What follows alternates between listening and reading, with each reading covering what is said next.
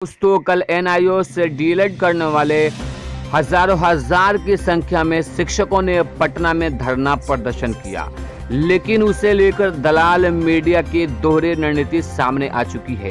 Hindustan news में छपर खबर के अनुसार यहाँ पे आप देख सकते हैं कि लिखा हुआ है कि 2017-2018-20 के बीएड छात्रों को परीक्षा से वंचित किए जाने के खिलाफ बुधवार को कारगिल चौक से गर्दनी बाग घटना तक निकाला गया नारेबाजी करते हुए छात्र। लेकिन ये तस्वीर आप खुद देख सकते हैं, यहाँ पे क्या लिखा हुआ हम जूम करके दिखाते हैं। एनआईओ से डीएलएड छात्रों ने ये धरना प्रदर्शन किया। हाथ में जो बैनर है वो एनआईओ से डीएलएड छात्रों का है, लेकिन खबर में बताया जा रहा है कि ये धरना प्रदर्शन बीएड वाले छात्र कर रहे हैं, जिनको स्टेट 2019 में शामिल नहीं किया जा रहा है।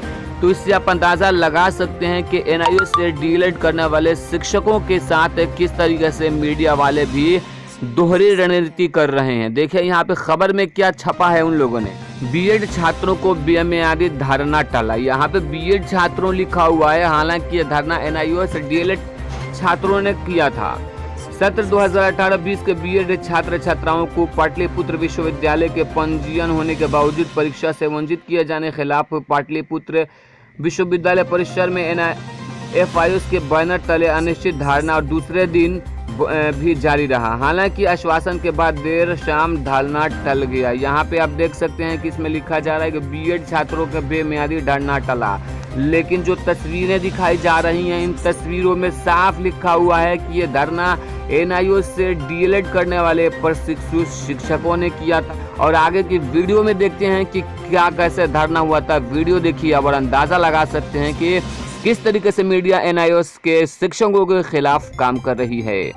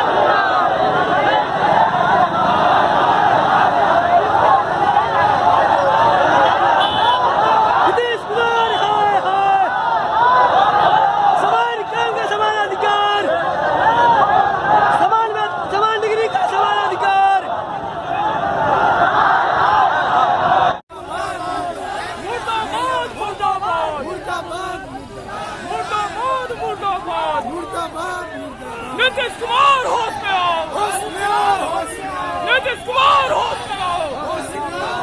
एनसीटी फैसला वापस लो, एनसीटी फैसला वापस लो। समान डिग्री, दोहरा रवैया बंद करो, दोहरा रवैया